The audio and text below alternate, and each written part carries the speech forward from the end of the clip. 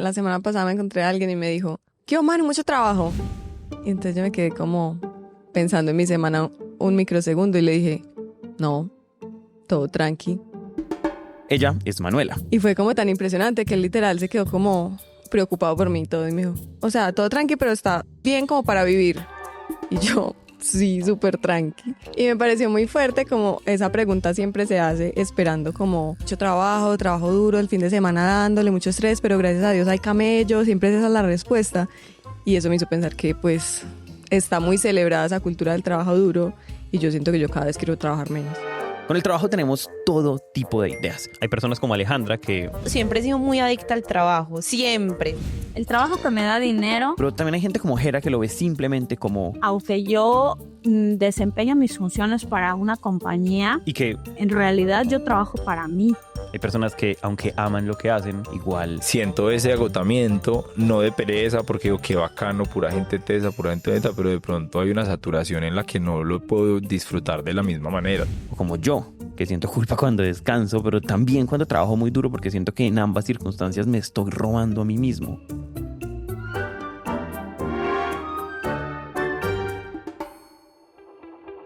Nuestra relación con el trabajo está atravesada por ideas, creencias y también por presiones sociales y económicas. Para nosotros nombrarlas y entenderlas nos permite relacionarnos de una forma más libre con el mismo y eso es lo que queremos hacer en este episodio. Yo soy Juan Pablo Ramírez y esto es Inevitable Elegir, el podcast de Sura donde hablamos con frescura y con rigor sobre lo que significa elegir y vivir en este momento de la historia. Hoy, trabajar, cómo, para quién, hasta cuándo. Las opiniones y puntos de vista expresados por las personas invitadas a este podcast son de su exclusiva responsabilidad. Todo lo que se menciona en este episodio tiene como objetivo principal educar y ampliar la perspectiva. Parte 1. La historia de una obsesión. Alrededor del trabajo hay cosas que han cambiado radicalmente y cosas que no tanto, y yo quiero empezar por las que no. Primero, trabajar desde un acto de casa hasta hacer una startup toma un tiempo vital importante. quien escuchan es Julián Medina, doctor en Ciencias Sociales de la Universidad de Cardiff en Reino Unido, y esto es clave porque entonces el trabajo Sin duda tiene que ver con quiénes somos porque toma nuestro tiempo. Casi que se es lo que se hace. O sea, el trabajo desde siempre ha tenido que ver con cómo usamos nuestro tiempo y con quiénes somos. Desde siempre ha tenido que ver con nuestra identidad. Por ejemplo, en la época de los cazadores-recolectores, el trabajo se daba por divisiones de roles como la caza, el cuidado, la recolección o la defensa. Entonces, pues uno era eso, uno era cazador o cuidador o recolector o soldado. O pensemos, por ejemplo, que en una sociedad feudal, si yo estoy en una familia de leñadores, pues seguramente voy a ser leñador porque quién soy va a estar determinado por la familia en la que vengo. Y el trabajo ha estado tan atado a la identidad que los apellidos hablaban de eso. Los Zapata eran zapateros, los Herrera eran herreros, los Baker en inglés eran panaderos. Es bien interesante, pasa en casi todos los idiomas, sobre todo los idiomas occidentales, pero también en India, en la cultura maya, por ejemplo, pasa algo similar. Y entonces eso no ha cambiado casi que el trabajo tome de mi tiempo vital y no ha cambiado casi que el trabajo me dé una identidad, que el trabajo me dé un lugar en el mundo, pero hay cosas esenciales que sí han cambiado y quiero que veamos dos. Primero es importante que reconozcamos que durante mucho tiempo, o sea, durante milenios, el trabajo era quizás indisociable de otras actividades de la vida individual y social. Él es Antonio Doval, antropólogo digital de la Universidad de Buenos Aires, y esto es clave. O sea, durante muchos momentos de la historia, cuando éramos cazadores-recolectores o en los inicios de la agricultura o incluso en muchas sociedades que se pueden entender como más sofisticadas, eso que uno hoy podría entender como trabajo no ocurría en medio de una jornada laboral, entre comillas, distinta de la vida, sino como una actividad que estaba entrelazada de la vida en sociedad. Esto no es nada menor y pues es lo primero. Y lo segundo es que el éxito no estaba ligado al trabajo. Esa asociación entre trabajo y éxito o entre trabajo y cualquier forma de autorrealización personal en realidad es nueva. Y pues eso es algo bien propio del capitalismo, que tiene tan solo como mucho un par de siglos. Cuando nos referimos a capitalismo no estamos hablando solamente del capitalismo como sistema económico, sino como una serie de valores que se fueron creando alrededor del trabajo y que tienen su origen en la religión. Max Weber, uno de los padres de la sociología, es muy famosa su idea de la ética protestante como fundamento simbólico e ideológico del capitalismo. Esto es clave porque para muchos protestantes el trabajo no era solamente un oficio, como escuchábamos hace un momento, el trabajo era una misión espiritual. Según sus creencias, el esfuerzo y el éxito económico eran una forma de consagrarse con la divinidad. Entonces pasaban cosas como que en algunas comunidades protestantes era súper común que uno llevara un diario. Y en ese diario las personas registraban su vida espiritual, pero también registraban avances y fracasos laborales. En esos diarios uno respondía cosas como: trabajé lo suficiente hoy, fui disciplinado, aproveché el tiempo, gasté en ocios innecesarios. O sea, ese hábito que uno perfectamente se podría imaginar que está en un libro de productividad personal moderno, tiene raíces en esa ética porque el trabajo se convierte en un espejo de la propia valía. Entonces, según Weber, esa ética protestante se convirtió en un terreno súper fértil para el capitalismo que estaban haciendo y pues tomó prestada esa narrativa. Eso sería como el fundamento más religioso, más ideológico. Y la secularizó. Pero es algo que permea y que más allá de la religión de cada uno, ¿no?, atraviesa la visión que hay del trabajo, la visión dominante. Y de aquí es que viene algo que también parece tan contemporáneo, y es esto de sentirme culpable cuando no estoy haciendo nada. Como decía Fan, por eso decía ahorita, más que adictos al trabajo, es como la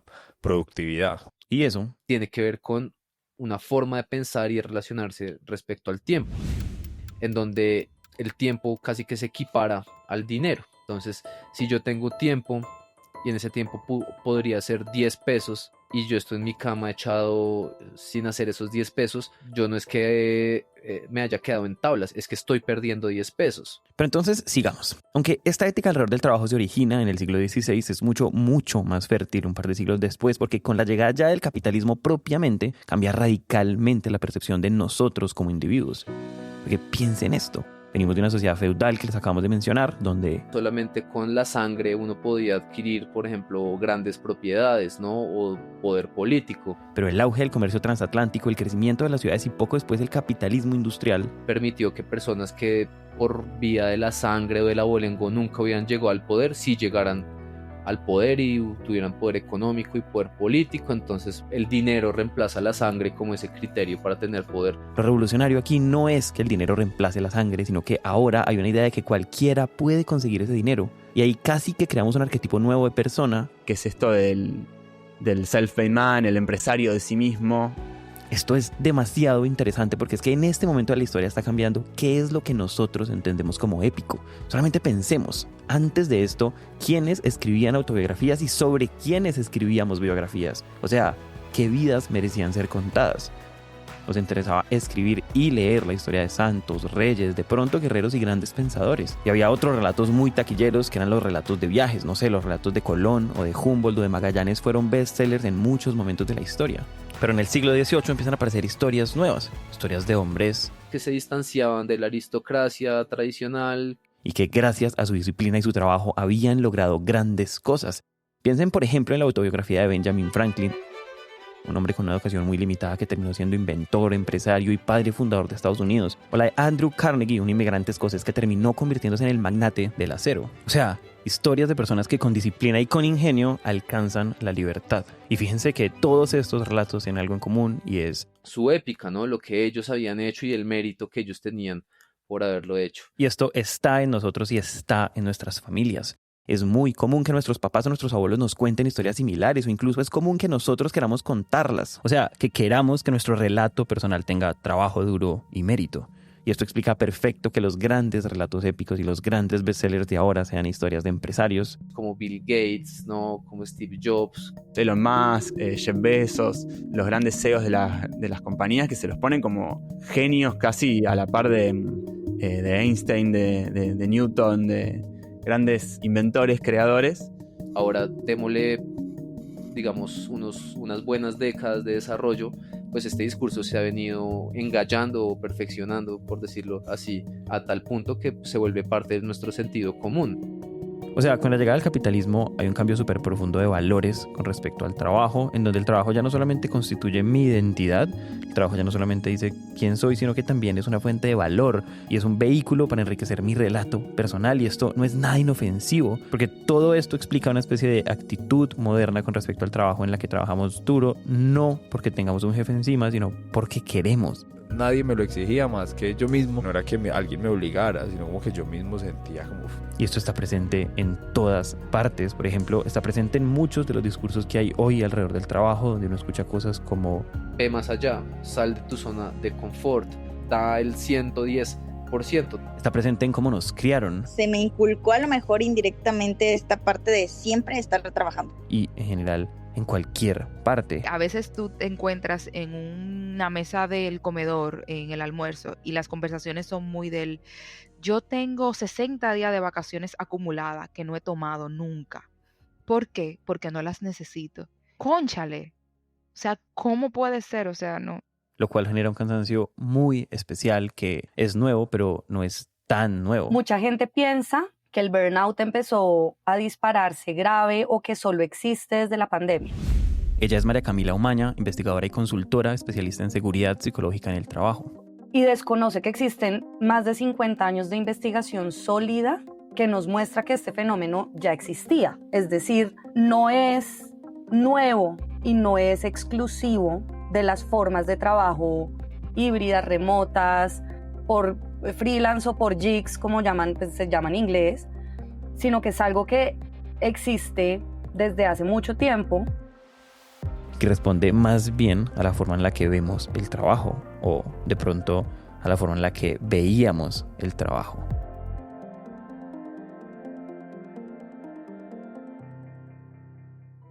Parte 2, el tercer 8. Quiero que hagamos un poquito de memoria. Quiero que recordemos que A raíz de la organización y la movilización obrera a lo largo de varias décadas, del siglo XIX hasta el siglo XX, se fue consolidando y conquistando y armando alrededor del trabajo formal. Esa famosa lucha, ¿no? Anarquista, 888. 8, 8, 8. 8 horas para trabajar, 8 horas para dormir y 8 horas para el ocio. Las 8 horas fueron un límite que se ganó. Una especie de balance en cómo disponemos, en cómo organizamos nuestra vida, que va por tercios. Y aunque esos tercios, o algo muy similar a esos tercios, sigue vigente, digamos, en los derechos laborales, pareciera que en algunos sectores la autoexigencia de la que hablábamos hace un momento pues haya hecho que muchas personas voluntariamente trabajemos más de lo pactado. Entonces, digamos que ya lo acabamos de explicar, pero también está pasando algo más. Tal vez en los últimos 20 años y con una pandemia que fue clave para esto, hay una tendencia que es como una respuesta al cansancio que sentíamos, en donde el trabajo empieza a filtrarse en nuestra cotidianidad, en nuestra identidad, de una forma diferente. No es que sea más o menos, sino de una forma diferente a como lo hacía hace mucho tiempo.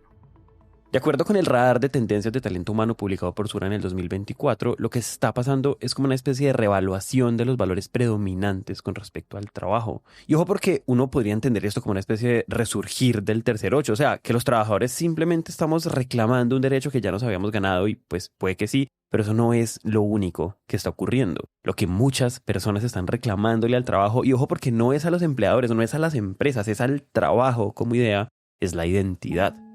Yo veo el trabajo como algo que me facilita, me permite desarrollarme profesionalmente, pero no lo veo como el total de mi vida. No es que quiera trabajar menos, sino que quiero dedicarle más tiempo a otras cosas. Por eso una de las tendencias más claras en este radar de tendencias que mencionamos es un resurgir muy especial del individuo.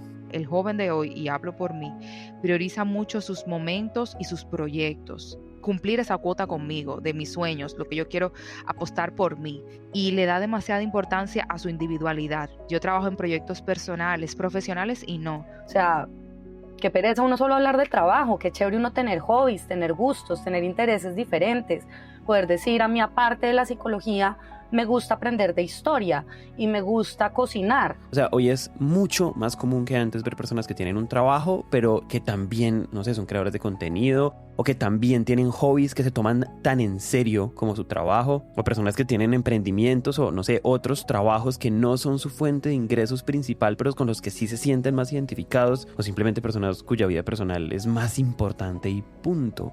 Y aunque esto tiene un sabor como de libertad, una libertad que yo creo que hay que celebrar, pues llevado a la práctica genera tensiones. Parte 3. La encrucijada. Para explicar esto bien, me quiero referir al nacimiento de un nuevo tipo de trabajo y me refiero al trabajo de oficina. En realidad debería llamarle trabajo del conocimiento, pero esto es lo que comúnmente se entiende como trabajo de oficina. Piensen que en un par de generaciones nosotros casi que cambiamos de paisaje cuando hablábamos de trabajo. Nosotros ya habíamos estado en un paisaje como agrícola, después pasamos a un paisaje como industrial lleno de máquinas y de ahí pasamos a un paisaje de oficina. Piensen en las series de televisión del siglo pasado. Casi que hay una categoría de novelas latinoamericanas o de series gringas que ocurren en oficinas. Y piensen que estas oficinas son prácticamente las mismas. Cubículos, computadores, una oficina del jefe que es súper parecida. O sea, yo sé que nos estamos imaginando la misma oficina y eso es muy diciente. Y es que esto ilustra un trabajo que es distinto. Y este cambio no es nada menor porque cambia todo y sobre todo cambia los retos con respecto al trabajo. Y tal vez uno de los más importantes es que con el trabajo de oficina cambia completamente nuestra relación con la productividad. Solamente piensen en esto. A diferencia del mundo agrícola y del mundo industrial, el trabajo del conocimiento tiene características que lo hacen muy difícil de medir. Este es un trabajo que por un lado es intangible, que por el otro no es lineal y que además depende de la creatividad, la experiencia y la colaboración, cosas que no se pueden contar en piezas por hora y eso fue un reto enorme para las empresas. Lo que pasa es que ante la imposibilidad de medir esa productividad, adivinen qué pasó. Pues esa responsabilidad se la terminamos delegando pues en el sujeto mismo. Y dejar la libertad para que tú lo resuelvas en qué momento lo vas a hacer, siempre y cuando tú vengas aquí y me cumplas. Ella es Laura Camacho, ex country manager de Google, coach de salud y especialista en prevención y gestión del estrés crónico laboral y burnout. Y lo que menciona justamente es que ahora los individuos, los trabajadores, son los encargados de desplegar su propia colección de herramientas y trucos para ser productivos.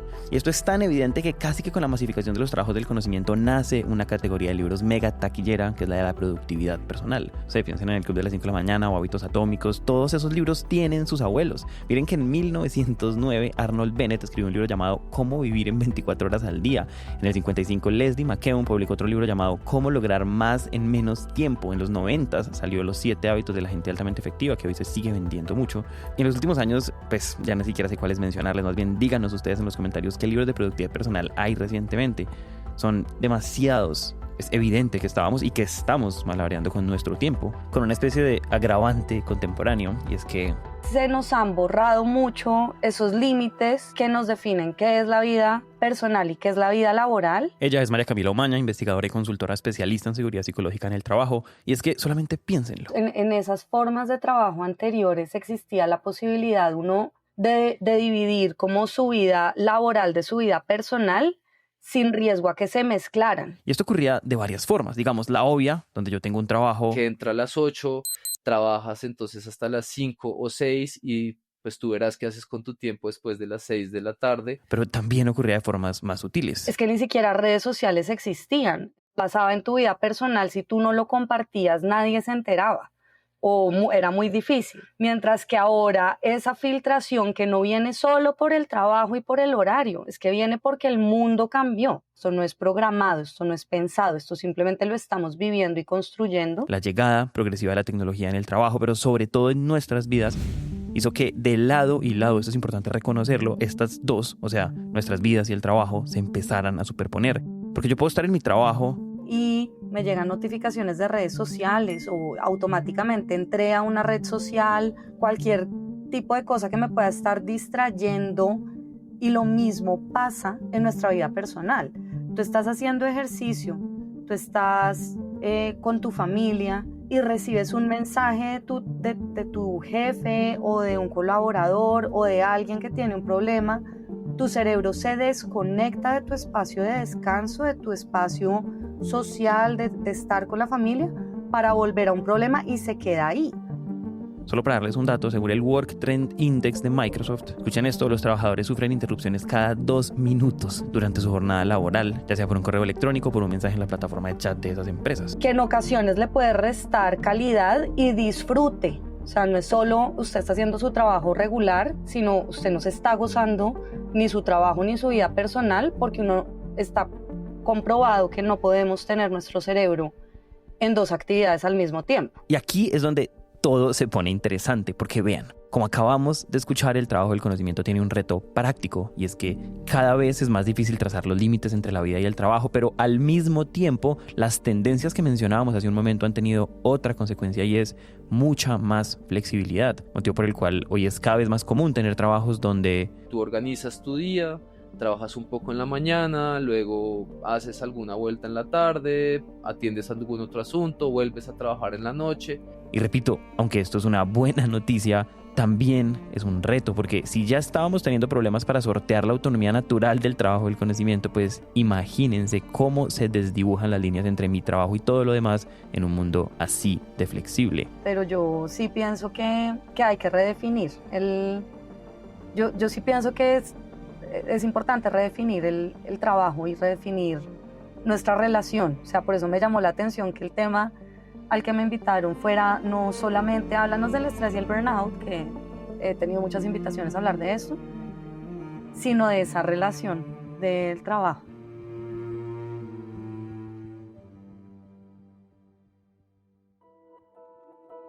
Parte 4. Inevitable elegir. Yo creo que hasta aquí es claro que con respecto al trabajo estamos en medio de varias tensiones.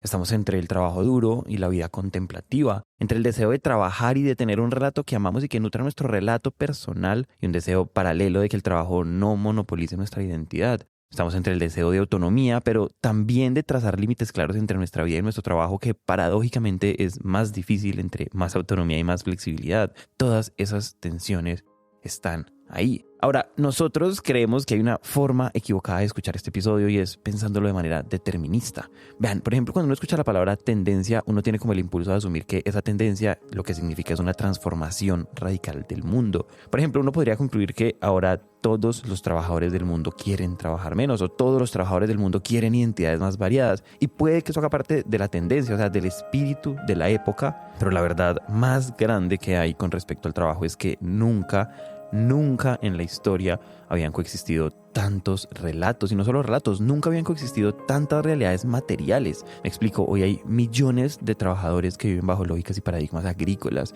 hay millones de trabajadores que viven y trabajan bajo lógicas y paradigmas industriales, pero también hay millones de personas que, aunque su contrato laboral diga que trabajan 8 horas al día, voluntariamente pues trabajan mucho más. Hay bancas de inversión, por ejemplo, donde hay promedios de 95 horas de trabajo a la semana. Eso son 13 horas diarias trabajando de lunes a domingo. O consultoras de élite, o startups tecnológicas, o firmas de capital privado donde los trabajadores suelen reportar jornadas de hasta 80 horas semanales. Menciono estas en particular porque es que es fácil de verlo, porque es que ahí están concentradas unas personalidades y unas culturas muy específicas.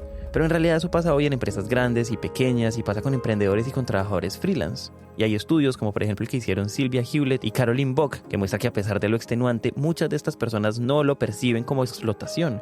Un 66% de los encuestados decía que amaba su trabajo y que le gustan los trabajos retadores. Y si yo quiero sentirme competente, adivina qué me enfrento, a retos. También hay muchas personas para las cuales el trabajo sigue siendo simplemente mi forma de ganarme la vida, entre comillas. Bueno, esa expresión ya de entrada no la comparto mucho, porque la vida la ganamos cuando decimos venir acá, ¿no?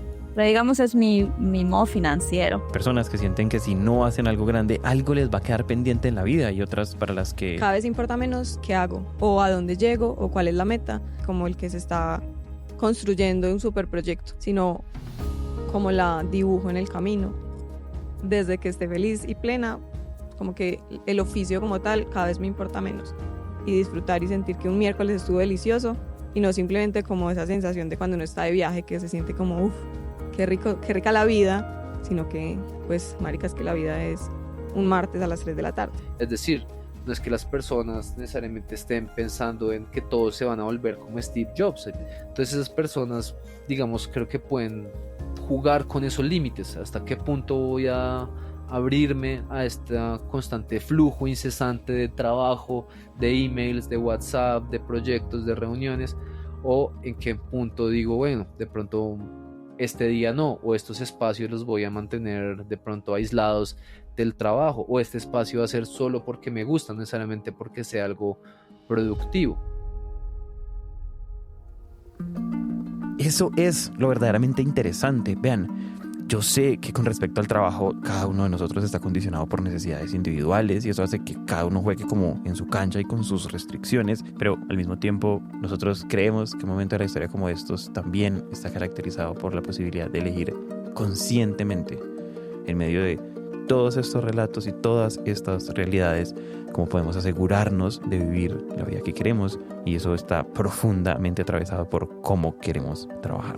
Donde sea que estén escuchando este episodio, por favor, comenten. Cuéntenos qué piensan, cómo es su relación con el trabajo, qué es balance para ustedes, qué tiene que ver el trabajo con su autorrealización. Este podcast hace parte del propósito de Sura de acompañarnos a vivir y de acompañarnos a vivir con perspectiva. Recuerden también que las marcas mencionadas no están relacionadas con Sura ni patrocinan este contenido y solo se mencionan como resultado de la investigación. Este episodio fue producido por Daniela Castillo, Mariana Piñeros, Juan Pablo Ramírez y Araceli López. Fue musicalizado por Santiago Bernal. La dirección ejecutiva estuvo a cargo de Daniela Altaona, el diseño gráfico de Vanessa Erazo, todos de Naranja Media, y la revisión editorial estuvo a cargo del equipo de Securo Sura. Yo soy Juan Pablo Ramírez y nos escuchamos en el próximo episodio.